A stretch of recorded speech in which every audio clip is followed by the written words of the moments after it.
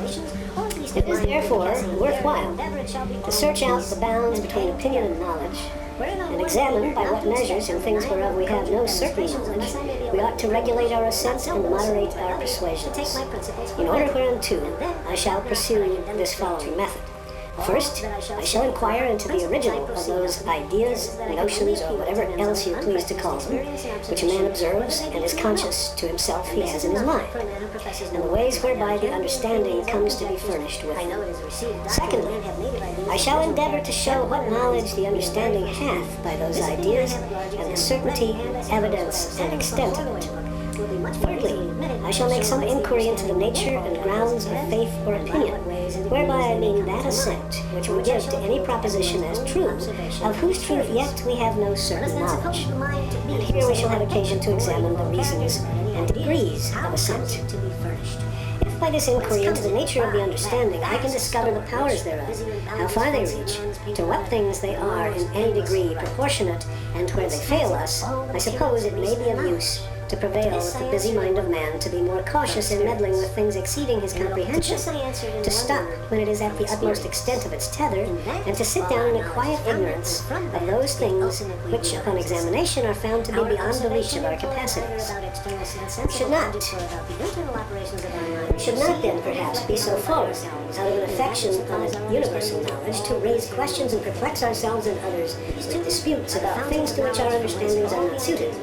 and of which we cannot frame in our minds any clear or distinct perceptions, or whereof, as it has perhaps too often happened, we have not any notions at all. If we can find out how far the understanding can extend its view, how far it has faculties to attain certainty, and in what cases it can only judge and guess, we may learn to content ourselves with what is attainable by us in this state.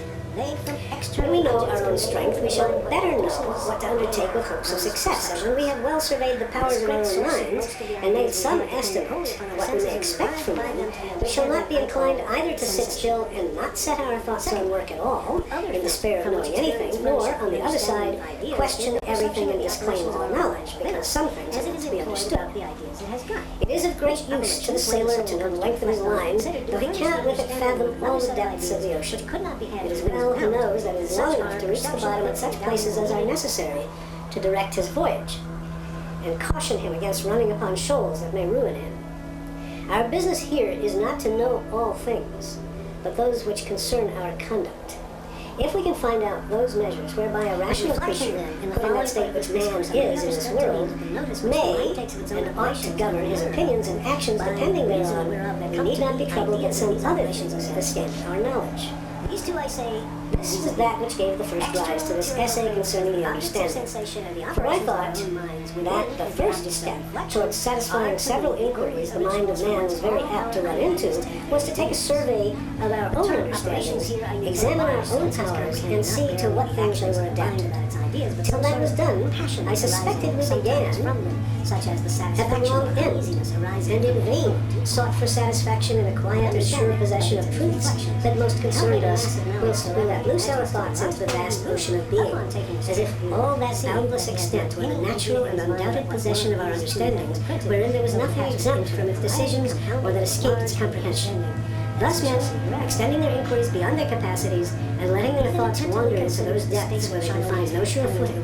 it is no wonder that they raise questions and multiply disputes which, never coming to any clear resolution, are proper only to continue and increase their doubts, and to confirm them at last in perfect skepticism.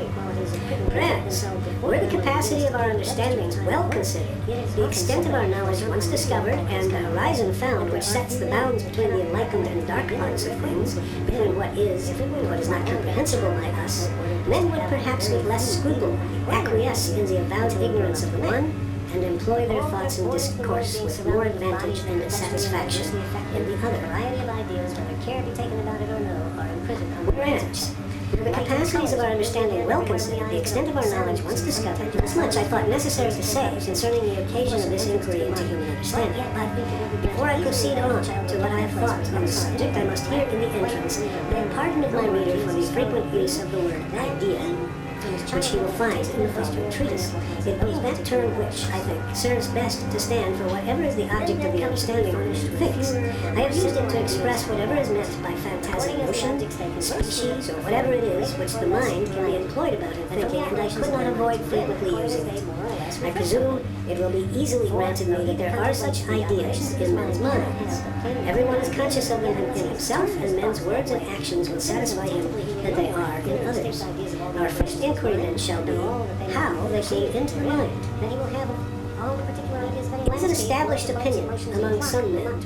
that there are in the understanding certain innate principles, some primary notions, characters as it were stamped upon the mind of man, which the soul receives in its very first being and brings into the world with it. It would be sufficient to convince unprejudiced readers of the falseness of this supposition if I should only show, as I hope I shall in the following parts of this discourse, how men, barely by the use of their natural faculties, may attain to all the knowledge they have, without the help of any innate impressions, and may arrive at certainty without any such original notions or principles. Nothing more commonly taken for granted than that there are certain principles, both speculative and practical, for I speak of both, universally agreed upon by all mankind, which therefore, they argue, must needs be constant impressions, which the souls of men receive in their first beings, and which they bring into the world with them, as necessarily and really as they do any of their inherent faculties. This argument, drawn from universal consent, has this misfortune in it, that if it were true, in matter of fact, that there were certain truths wherein all mankind agrees, it would not prove them innate. If there can be any other way shown how men may come to that universal agreement in the things they should consent in, which I presume may be done. Clear, distinct, lasting ideas, till we understand them. This argument, drawn from universal content and operation, and makes them the object of its own contemplation. To ask, at what time this argument, drawn from universal consent, has this misfortune in it, that if it were true in matter of fact that there were certain truths wherein all mankind agreed, it would not prove them innate. If there can be any other way shown how men may come to that universal agreement in the things they do consent in, as long as it exists, may be done, and that actual thinking is as inseparable from the soul as actual, which is worse. This argument of universal consent, which is made use of to prove innate principles, seems to me a demonstration that there are none as such, because there are none to which all mankind is a universal assent. I shall begin with the speculation and instance in those magnified principles of demonstration. Whatever is, and it's impossible for the same thing to be and not to be, which of all others I think have the most loud title to innate. These have so settled a reputation of maxims universally received that it will no doubt be thought strange if anyone should seem to question it. But yet I take liberty to say that these propositions are so far from having a universal assent that there are a great part of mankind to whom they are not so much as known. For it is evident that all children and idiots have not the least apprehension, have thought of them. And the want of that is enough to destroy that universal assent, which must needs be the necessary concomitant of all innate truths. It seeming to me mere a contradiction to say that there are truths imprinted on the soul, which it perceives or understands not. Imprinting, if it signify anything, being nothing else but the making certain truths to be perceived. For to imprint anything on the mind without the mind's perceiving it seems to me hardly intelligible. If therefore children and idiots have souls, have minds, with those impressions upon them, they must unavoidably perceive them and necessarily know and assent to these truths, which since they do not, it is evident that there are no such impressions. For if they are not notions naturally imprinted, how can they be innate? And if they are notions imprinted, how can they be unknown? To say a notion is imprinted on the mind, and yet at the same time to say that the mind is ignorant of it, and never yet took notice of it, is to make this impression nothing. No proposition can be said to be in the minds, which it never yet knew, which it was never yet conscious of. To avoid this, it is usually answered, all men know and assent to them when they come to the use of reason. This is enough to prove them innate. I answer. Doubtful expressions that have scarce any signification go for clear reasons to those who, being prepossessed, take not the pains to examine even what they themselves say. For, I conceive, if they mean that by the use of reason men may discover these principles and that this is sufficient to prove them innate, their way of that arguing will stand thus, that whatever truths reason can certainly discover to us and make us firmly assent to, those are all naturally imprinted on the mind, since that universal assent which is made remarkable in us to know this, and by the use of reason, we are capable to come to a certain knowledge of and assent to them, and by this means there will be no difference between stores itself in a new set of ideas, which I call ideas of reflection. Certainly can never be thought in this part, which we have need and reason to discover, unless, as I have said, we will have all the certain truths that reason ever teaches us materially innate of knowledge. We may as well think the use of reason necessary to make our eyes discover visible objects, as that there should be need of reason, or the exercise thereof to make the understanding see what is originally engraven on it and cannot be in the understanding before it is perceived by it. So that, to make reason discover those truths thus imprinted, is to say that the use of reason discovers to a man what he knew before, and if men have those innate impressed truths originally and before the use of reason, and yet are always ignorant of them until they come to the use of reason, it is in effect to say that men know and know them not at the same time. If we take the pains to reflect with a little attention on the operations of the understanding, you'll find that this ready assent of the mind to some truths depends not either on native inscription or the use of reason, but on a faculty of the mind quite distinct from both of them, as we shall see hereafter. Reason, therefore, having nothing to do in procuring our assent to these maxims, if by saying that men know and assent to them when they come to the use of reason, we meant that the use of reason assists us in the knowledge of these maxims, it is utterly false, and were truly proven not to be innate. Senses at first let in particular ideas, and furnish the yet empty category, and the mind by degrees growing familiar with some of them, they are lodged in the memory and names got to them. Afterwards the mind, this evasion, therefore, of general assent to the main countries of these failing terms, and leaving no difference between those supposed innate and non-truths that are not maxims by saying they are generally assented to as soon as understood. Seeing all men, even children, as soon as they hear and understand the terms assent to these propositions, they think it is sufficient to prove them innate. In answer to this, I demand whether ready assent given to a proposition upon first hearing and understanding the terms be a certain mark of an innate principle. If it be not, such a general assent is in vain urged as a proof of them. If it be said that it is a mark of innate, they must then allow all such propositions to be innate which are generally assented to as soon as heard, whereby they will find themselves plentifully stored with innate principles. Universal and ready assent upon hearing and understanding the terms is, I grant, a mark of self-evidence, but self-evidence depending not on innate impressions, but on something else, belongs to several propositions which nobody was yet so extravagant as to pretend to be innate.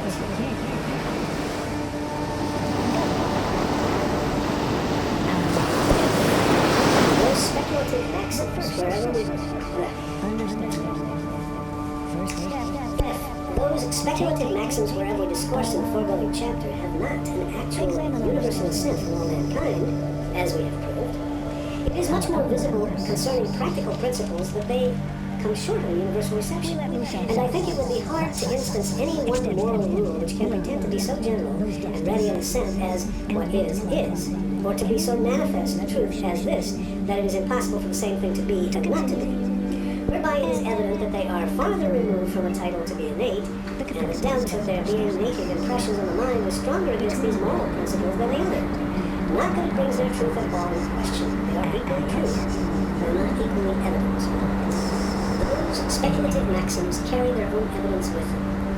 Moral principles require reasoning and discourse and some exercise of the mind to discover the certainty of their truth. It would be sufficient to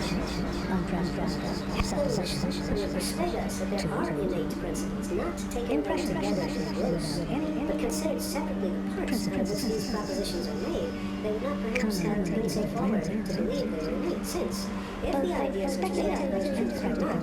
it was impossible that the propositions made up of them should be innate,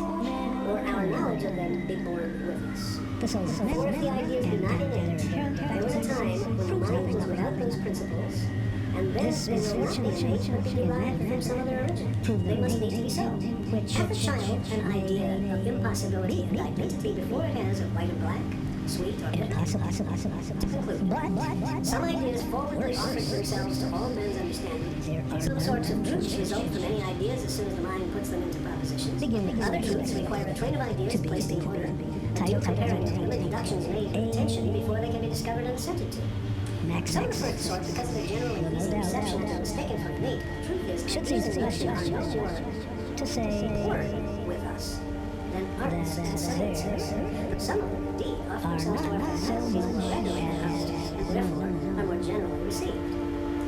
I found some general propositions that could not be doubted as soon as understood. It was, I know, a short and easy way to conclude with Nate. This being once received, it eased the lazy from the pains of search and stopped the doubtful concerning all that was once styled innate, and it was of no small advantage to those who affected to be masters and teachers to make this the principle of principles, that principles must not be questioned. For having once established this tenet, that there are innate principles that put their followers upon the necessity of receiving some doctrines as such, which was to take them through the experience of judgment, and trust without further examination, in which gesture of wise incredulity they might be more easily governed by and made useful to some sort of knowledge of the skill and office, the principle, and the guidance. The men have found some general propositions that could not be doubted as soon as understood. It was, I know, a short and easy way to conclude them. This being once received, it eased the lazy from the pains of search and stopped the inquiry of the doubtful concerning all that was once styled innate. And it was of no small advantage to those who affected to be masters and teachers to make this the principle of principles, that principles must not be questioned. For having once established this tenet, that there are innate principles that put their followers upon the necessity of receiving some doctrines as such, which was to take them off from the use of their own reason and judgment and put them upon believing and taking them upon trust without further examination, in which gesture of the exercise they might be more easily governed by and made useful to some sort of mental skill, office, and discipline guide them. Nor is it small power against one man over another to have the authority to be the dictator of principles and teacher of unquestionable truths, and to make a man swallow that for an innate principle which may serve its discursive teaching. Whereas, had they examined the ways whereby men came to the knowledge of words, it was found to result in the righteousness from the ways of to show how the understanding proceeds here, it is the design of the following discourse,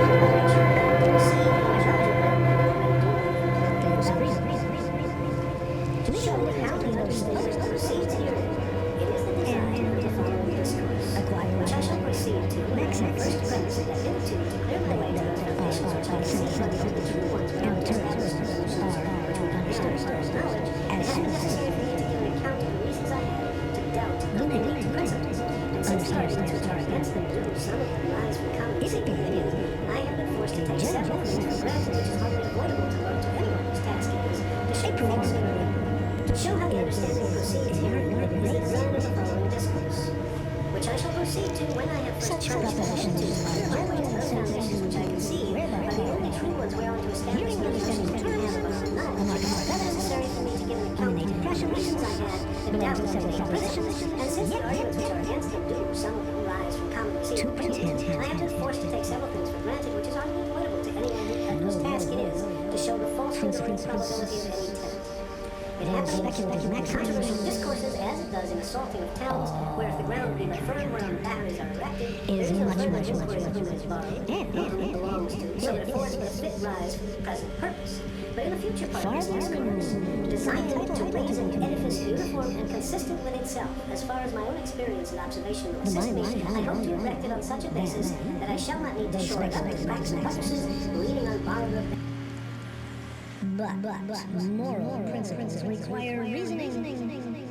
and the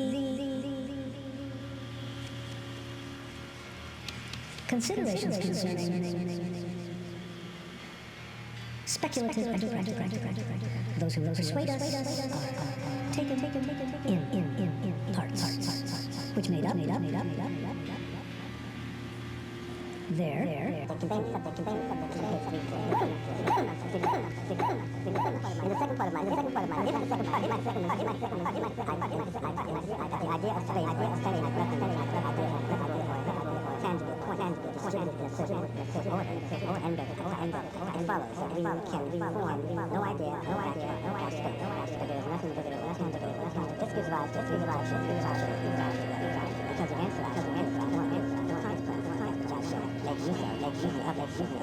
First, it said that men had many agents concerning mapping and without being able to be fair to philosophy, and philosophy, think themselves, take liberty, take twilight, as their fancy. But whatever concerning that, it may be at the very peak, very exciting idea that it is men so long and eager refute or defend without having notion of Secondly, if this argument should be contested to reality or at least the idea, it be true, the following. Every idea which is necessary and valid, such as now, though we allow we may easily motion. This idea will certainly allowed. It must also be allowed under the annihilation of any part by the omnipotent, while the other body remains. So as every idea that is speculated, the imagination, and as every idea that is by the imagination may be conceived to be separately exists. It is evident. One particle, no more square from one body can imply this being granted and now comparing two possible ideas of rest and annihilation, and what must seem to follow annihilation of all their settlement. Supposing the world remains without any notion of then that since matter and matter are the same. The annihilation in one body enough implies that of and there being now no world of touch each other as my hand